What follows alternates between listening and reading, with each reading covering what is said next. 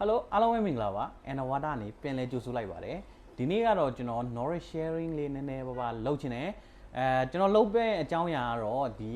ငါးတွေကိုဘာအစာကျွေးတင်လဲဆိုတော့အကြောင်းအရာလေးပဲဖြစ်ပါတယ်ကျွန်တော်တဘာဝမှာကြတော့ carnivorous အသားတွေကိုတီးတန့်စားတဲ့တတဝါပြီးတော့ herbivorous အတီးဒါအတီးရွက်စားတဲ့တတဝါပြီးတော့ omnivorous ဒီကောင်ကကြတော့အတီးရောအရွက်အသားရောအရွက်အတီးရွက်တွေကိုစားတဲ့အစုံစားတတဝါဆိုပြီးတော့၃မျိုးရှိပါတယ်ကျွန်တော်တို့ရေတတဝါတွေမှာဆိုရင်လည်းဒီလိုမျိုးပဲဒီ carnivorous အသားစားအသားတီးတန့်စားတဲ့ငါးရှိမယ်ပြီးတော့ herbivorous ဆိုတာအတီးရွက်ကိုပဲတီးတန့်စားတဲ့ဒီငါးရှိမယ်ပြီးတော့ omnivorous ဆိုတဲ့ဒီအစုံစားတဲ့ငါးတွေရှိမယ်ပေါ့နော်ဒီ၃မျိုးကိုကျွန်တော်တို့တီးရှိမယ်ဆိုရင်တော့ကျွန်တော်တို့မွေးထားတဲ့ငါးတွေကိုဘာအစာကျွေးရမလဲဆိုတာကွဲပြပြတိသွားနိုင်ပါတယ်။ Okay ကျွန်တော်တို့ဥပမာကျွန်တော် Arowana မွေးထားရဆိုပါစို့ Arowana မှာဒီကောင်တွေရဲ့တဘာဝကကျွန်တော်တို့carnivorous ဆိုတဲ့ဒီအသားစားထဲမှာပါတဲ့ငါးတွေဖြစ်တယ်ပေါ့နော်။ဒီတဘာဝမှာကြတော့သူတို့တက်ရှိတွေကိုလိုက်ပြီးတော့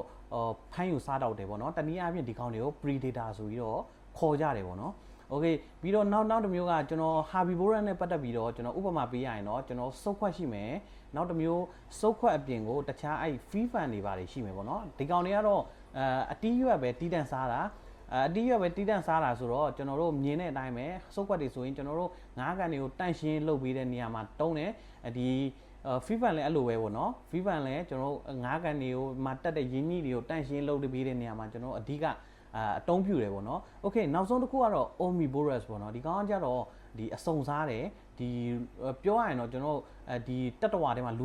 ဆိုတဲ့တတဝါနဲ့တွတ်တူတယ်ပေါ့နော်အတီးရွက်လဲစားတယ်အသားလဲစားတယ်ပေါ့နော်ဒီကောင်တွေကကြတော့ဘယ်ငါးတွေပါမလဲဆိုတော့ဒီကျွန်တော်တို့ဒေါင်းငါးတွေပါမယ်ပြီးတော့ဒီ angel တွေပါမယ်ဒီကောင်တွေကဒီ molly တွေပါမယ်ပေါ့နော်ဒီကောင်တွေကကြတော့ကျွန်တော်တို့မွေးဘူးတဲ့တူတိုင်းလဲတိပါလိမ့်မယ်ဘာလို့လဲဆိုရင်ဒီကောင်တွေကရင်းနှီးတွေလဲဒီအပင်တွေမှာကတ်နေတဲ့ရင်းနှီးတွေလည်းလိုက်စားတယ်ပြီးတော့ဒီအသားတွေဆိုရင်လည်းစားတယ်ပေါ့နော်ဒေါင်းငါးတို့မော်လီတို့ဆိုမွေးပြီးရတယ်တို့ကလေးတွေကိုတန်းလိုက်စားတယ်ပေါ့နော်ပြီးတော့တူတို့ထက်တေးတဲ့အကောင်တို့နဲ့ဗဇက်နဲ့ဆက်တဲ့ကောင်ဆိုရင်အကုန်လိုက်စားတယ်ပေါ့နော် insect တို့ဒီရေပိုးတို့ဘာညာအကုန်လိုက်စားတယ်ပေါ့နော်ဒီကောင်တွေကိုကျွန်တော်တို့က omnivorous ဆိုပြီးတော့ယူဆလို့ရတယ်ပေါ့နော် carnivorous လား herbivorous လားဒါမှမဟုတ် omnivorous လားပေါ့နော်ဘယ်လိုခွဲမလဲဆိုရင်ဒီတိတ်ပတ်နီးကြရတော့ကျွန်တော်တို့ဒီဟောပေါ့ဘိုက်ကိုခွဲကြည့်ရင်တိနိုင်တယ်ပေါ့နော်ဒီ carnivorous ဆိုတဲ့တတဝါကြတော့ဒီငါးတွေပါကြတော့ပေါ့နော်ဘာလဲဆိုတော့သူကဘိုက်ကိုခွဲကြည့်လိုက်ရင်ဥလန်းချောင်းတိုတယ်ပြီးတော့ဒီကောင်တွေမှာကြတော့လုံးဝအစာကိုမြန်ခြေဖြတ်နိုင်တဲ့ acid တွေရှိရယ်ပေါ့နော်ဘာလို့လဲဆိုကျွန်တော်တို့ဒီကျွန်တော်ဆိုရင်များတစ်ခါကြုံမှုတယ်ကျွန်တော်ရဲ့ဒီ Paron shed ပေါ့ Paron shed နဲ့ free fan နဲ့တူထားတာကိုဒီ Paron shed ကသူနဲ့ရွယ်တူfree fan တကောင်ကိုမျိုးချပလိုက်ပဲပေါ့နော်ညနေပိုင်းလောက်မှမျိုးတယ်ဒါမှမနေ့ကျတော့ဒီကောင်လုံးဝပျောက်ထွက်သွားတယ်ပေါ့နော်အစာချေစနစ်ကအဲ့လိုဒီ carnivorous မှာအစာချေစနစ်ကအရင်ဟွာဖြစ်တယ်မြန်တယ်ပြီးတော့ဦးလန်းချောင်းတူတယ်ပေါ့နော်ဒီကောင်တွေကကြတော့ Okay နောက်တစ်မျိုးကကြတော့ herbivorous ပေါ့ herbivorous ကကြတော့လုံးဝဒီဘယ်လိုပြောမှတို့ဘိုက်ကိုခွဲကြည့်လိုက်တဲ့အချိန်မှာကျွန်တော်ဦးလန်းချောင်းကအရှည်ကြီးပေါ့နော်ဦးလန်းချောင်းအရှည်ကြီးဒီကောင်တွေကဘာလို့လဲဆိုတော့ဒီအတီးရွက်ကိုတီးတန့်စားတဲ့အတွက်အတီးရွက်တွေကကြတော့ကျွန်တော်အစာခြေဖြတ်ရတာခက်ခဲတဲ့အထဲမှာပါတယ်ပေါ့နော်အဲဒါကြောင့်သူကတစ်စိမ့်ချင်းစီခြေဖြတ်ရလို့ဒီက herbivorous တွေကဦးလန်းချောင်းရှိတယ်ပေါ့နော်ပြီးတော့ omnivorous ကလည်းဦးလန်းချောင်းကသူကကြတော့ဂျားပေါ့နော်မတူမရှိလေးပေါ့အဲ့လိုလေးရှိမယ်ပေါ့နော် Okay ကျွန်တော်တို့အခုနပြောချင်တဲ့အဓိကအကြောင်းအရာကိုလာပါပြီဘာလို့ဆိုကျွန်တော်တို့ကျွန်တော် commercial foods တွေပေါ့နော်ဒီready made အစာတွေကိုကျွန်တော်ငါးတွေကိုကျွေးတဲ့အချိန်မှာကျွန်တော်ဘယ် brand ကောင်းတယ်ဘယ် brand မကောင်းဘူးဆိုတာတဲ့ကျွန်တော်ငါးတွေကိုပေါ့နော်ဥပမာကျွန်တော် carnivorous ငါးမွေးထားတယ်ဒီအသားတီးတန့်စားတဲ့ငါးကိုမွေးထားတယ်ဆိုရင်ကျွန်တော် protein 50 60ဝန်းကျင်တွေကိုကျွန်တော်တို့ဝယ်ကျွေးရမယ်ပေါ့နော် protein 50 60ပါတဲ့အစာတွေကိုဝယ်ကျွေးရမယ်ဒါမှမဟုတ်အသားတီးတန့်ပဇွန်တို့ငါးတို့တီးတန့်ကျွေးဖို့လိုတယ်ပေါ့နော်Okay နောက်ပြီးတော့ herbivorous ပေါ့ herbivorous ကကြတော့ဒီသူ့ရဲ့ protein လိုအပ်ချက်က30အောက်မှာပဲရှိတယ်ပေါ့နော်30အောက်မှာပဲရှိတယ်ဘာလို့ဆိုဒီကောင်တဘောမှာအသားမစားဘူးအပီးရွက်တွေပဲလိုက်စားရဲဆိုတော့ဒီကောင်နဲ့ protein လိုအပ်ချက်က carnivorous နဲ့ omnivorous တက်ဆိုင်ဒီကောင်ကနည်းတယ်ပြီးတော့ omnivorous ပေါ့ omnivorous ကကြတော့ ဒီကောင်တွေရဲ့ protein လိုအပ်ချက်က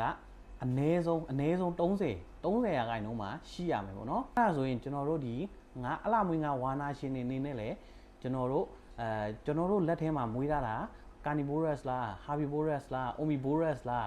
၃မျိုးကိုကွဲပြားတိရင်ကျွန်တော်တို့ငါးတွေကိုဘယ်အစာဝယ်ကျွေးရမယ်ဘယ်အစာဆိုရင်ဒီကောင်အတွက် protein များတယ်မများဘူးဆိုတာတိတော့မှာဖြစ်ပါတယ် okay အဲ့ဆိုရင်ကျွန်တော်တို့မေးစရာမေးခွန်းတစ်ခုရှိပြီပေါ့နော်ဘာလို့ဆိုရင်ဒီ carnivorous ဆို herbivorous အစာကျွေးရင်ဘာဖြစ်မလဲပေါ့ဒီ herbivorous အစာကျွေးရင်ဒီကောင်တွေကသူတို့ရဲ့ protein လိုအပ်ချက်carnivore herbivorous protein လိုအပ်ချက်မပြည့်ဘူးပေါ့နော်မပြည့်တဲ့အတွက်ကြောင့်ဒီကောင်တွေရဲ့ကြီးထွားမှုနှုန်းနှေးမယ်ဘာညာပေါ့နော်ပြီးတော့ဒီ herbivorous အစာဆိုရင်အဓိကအတီးရွက်တွေနဲ့လှုပ်ထားတဲ့အတွက်ဒီကောင်တွေအတွက်မလိုအပ်တဲ့အာဟာရတွေဆိုဒီကောင်တွေကအစာမချေပဲနဲ့မစင်စွန့်တာတက်ပဲဖြစ်သွားမယ်ပေါ့နော်ဒီကောင်တွေအတွက်ခန္ဓာကိုယ်ကြီးထွားဖို့ဘာမှအထောက်အကူမပြုတ်ဘူးပေါ့နော်ပြီးတော့okay herbivorous ဆိုကျွန်တော်တို့ carnivorous အစာကျွေးမယ်ဆိုရင်ဘာဖြစ်မလဲပေါ့ protein ဓာတ်တွေများပြီးတော့ဒီဟာလည်းဒီကောင်တွေရဲ့ခန္ဓာကိုယ်ကလည်းဒီ protein တွေအများကြီးကိုမစုပ်ယူဘူးပေါ့နော်အဲအကြောင်းကျွန်တော် carnivorous အစာကျွေးလဲဒီ herbivorous တွေပေါ်မှာ